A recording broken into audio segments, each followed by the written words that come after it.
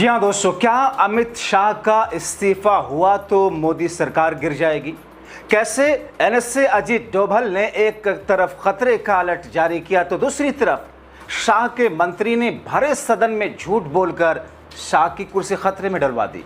और इसी बीच में अभिजीत दीपिके ने ऐलान कर दिया कि धर्मेंद्र प्रधान के इस्तीफे से ही बात नहीं बनने वाली, शाह का इस्तीफा हर हाल में चाहिए।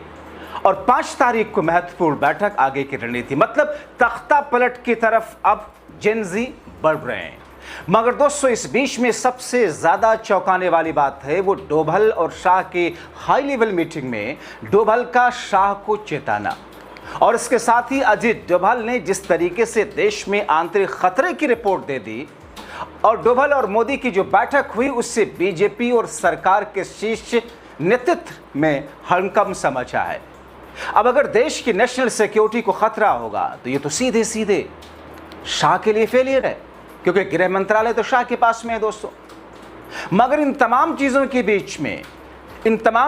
बीच में दोस्तों, एक तरफ अमित शाह को लेकर जो आक्रोश बढ़ रहा है देश की राजधानी दिल्ली से लेकर के, और जिन 3 राज्यों में गुजरात, बिहार के साथ साथ मध्य प्रदेश, जहां पर बाई इलेक्शन के नतीजे आ रहे हैं और ऐसा लग रहा है कि भारतीय जनता पार्टी की सारी खुशियां, ऐसा लग रहा है कि जैसे किसी जलते हुए कोयले पर कोई बाल्टी भर पानी डाल दे, इस अंदाज में संकेत आ रहे हैं। तो इन तमाम चीजों के बीच में दोस्तों, जेनजी ने जो नया ऐलान किया है, 5 अगस्त को जो एक हाई लेवल नई बैठक होने जा रही है, उसमें राहुल गांधी, इंडिया गठबंधन के सांसद, विपक्ष और देश की 65% सेकुलर जनता और देश के जेनजी क्या वाकई सरकार के नाक में दम कर चुके हैं? क्योंकि दोस्तों, ये छोटी बात नहीं है।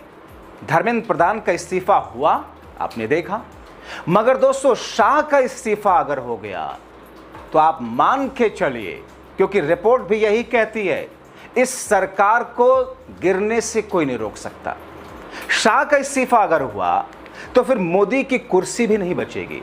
शाह का इस्तीफा अगर हुआ तो फिर नायडू सरीखे, उनकी वो सहयोगी पार्टियां जो कि इस वक्त अपनी मजबूरी में या किसी भी मजबूरी में मोदी और शाह के सामने सरेंडर किए हुए हैं, वो भी छाती ठोक कर सामने खड़े हो जाएंगे।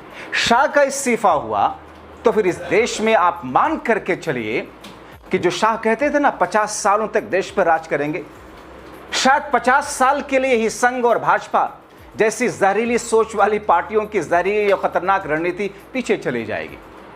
अब दोस्तों, इन तमाम चीजों के बीच में आपने एक दिन पहले देखा कि देश की राजधानी दिल्ली में अगर कांग्रेस समर्थित एक सांसद पप्पू यादव के घर पर अगर भाजपाई नेता चाकू लेकर पहुंचता, दोस्तों आप सोचिए कि अगर मोदी और शाह के सरकारी आरामगाह से चंद कदमों की दूरी पर कांग्रेस समर्थित एक नेता सांसद के घर पर भाजपा नेता अगर चाकू जैसे हथियार लेकर उन पर अटैक करने के लिए पहुंचता और अटैक कर देता है, तो फिर इस देश में बीजेपी की तिलमिलाहट और बीजेपी के पैरों तले से जो जमीन खिसक रही है सरकार के पैरों तले से, उसको बखूबी आप समझ सकते हैं। मतलब देश का वो सड़ा गला अंधभक्त जो इडियट को फॉलो करता है, वो सड़ा गला अंधभक्त आपसे थेथरोलॉजी में अनाप शनाप बकवास तो कर सकता है, आपसे थेथरोलॉजी में देश के डीएनए के खिलाफ जाकर के खुद को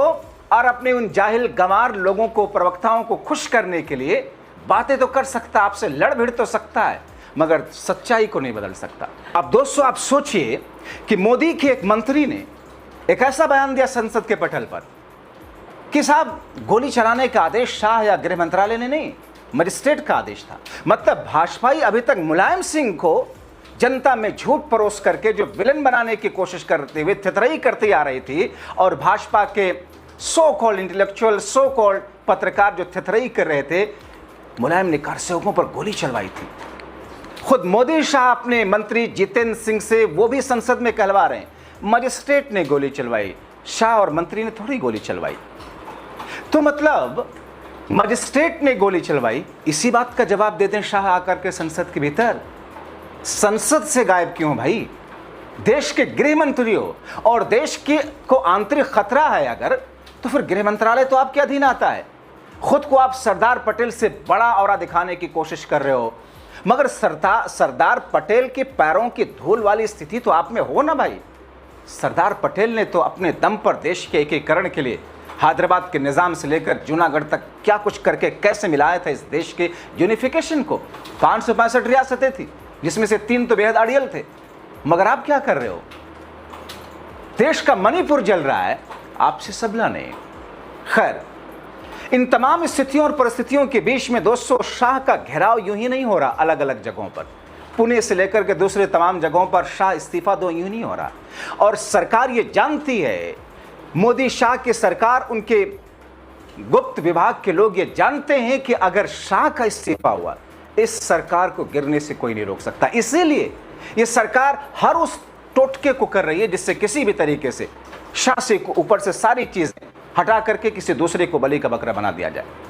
अब दोस्तों, शाह के मंत्रालय का फेलियर है, इस बात को कानूनी जानकार दिल्ली पुलिस के रिटायर्ड पुलिस कमिश्नर से लेकर के बहुत सारे रिटायर्ड आईबी के लोग मानते हैं। क्योंकि गृह मंत्री को अगर पता ही नहीं और उनकी पुलिस गोली चला रही है तो फिर आप तय कर लीजिए।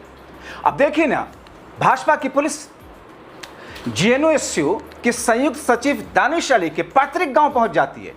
छात्र संघ ने परिवार को डराने और धमकाने की साजिश बताएंगे। जेएनयू ने कहा, मुस्लिम छात्रों को निशाना बनाकर इस जनजी आंदोलन के बाद में फिर से हिंदू मुस्लिम और का उत्पीड़न शुरू कर दिया। चेतावनी दी कि पुलिस और प्रशासन छात्र एकजुटता की ताकत को ना भूले। और इसी बीच जंतर मंतर पर आक्रोश में पीएम मोदी को अपशब्द कहने वाली जिस 15 वर्षीय मासूम छात्रा से मोदी ने माफी मंगवाई थी, उसे एक साइकोलॉजिकल, एक intellectual high level moral intellectual cheating कहते हैं। प्रधानमंत्री मोदी ने कि हमारे देश के जेनजी जो बिगड़ चुके हैं उनको राह दिखाना हमारी जिम्मेदारी है। समाज के अंदर आक्रोश है। कैसे वो कहते हैं समाज के अंदर आक्रोश है? कि बच्चे कैसे गालियां दे रहे हैं, उससे समाज में आक्रोश है। 21 बच्चों की जानें चली गई। मिस्टर प्राइम मिनिस्टर, समाज के अंदर आक्रोश की बात आपने नहीं की। नीट पेपर लीक के बाद में छात्रों पर कील लगी हुई लाठियों से मारा गया, समाज के अंदर आक्रोश की बात आपने नहीं की। माफी आपको मांगनी चाहिए। आप उस बच्ची से माफी मंगवाने के लिए बाकायदा वीडियो, 15 वर्षीय मासूम बच्ची से माफी मंगवाने के लिए आप वीडियो बना करके साइकोलॉजिकल प्रेशर डाल रहे हैं। और आपकी डबल इंजन सरकार, उत्तर प्रदेश की योगी बाबा, वही आजकल देखिए ना आप, जगह जगह गली चौक चौराहों से लेकर सड़कों पर, हाईवेज पर कांवड़ियों के उस 15% उत्पाती लोग जो कांवड़ में जाते हैं, और सरकार कैसे सड़क को जाम करके लोगों को परेशान कर रही है। मगर अगर कोई मुल्ला मुसलमान अगर ईद की 10 मिनट की नमाज सुबह सुबह, वो भी जबकि ट्रैफिक भी नहीं होता, अगर मस्जिद के बाहर वक्त जगह कम होने के कारण पढ़ ले तो उसका पासपोर्ट ये जब्त कराएंगे। ये योगी बाबा हैं। अब उसी योगी बाबा की पुलिस नोएडा की उस 15 वर्षीय मासूम बच्ची को परेशान करे। उसके परिवार वालों की शिकायत आई कि हमारे घर पर लगातार पुलिस आकर परेशान कर रही है। मोदी जी तो माफी की बात कर रहे थे, तो उनकी पुलिस क्या कर रही है? मासूम बच्ची कह रही है कि हमारे माता पिता को दिन में 2-2 बार पुलिस आती है परेशान करने के लिए। आप तय कर लीजिए कि इनको न देश से मतलब, देश की जनजी से मतलब, देश के छात्रों से न मतलब, न किसानों से मतलब, न महिलाओं से मतलब, न देश के जीडीपी से मतलब, न देश के बेरोजगारी से मतलब। हाँ, मतलब है बस आंकड़े सुहाने सुहाने से दिखा दिए जाएं। और जिनके आंकड़े को इंडियन मॉनेटरी फंड ने सी कैटेगरी में डाला है कि भारत का जो आंकड़ा आता है वो रिलायबल नहीं है।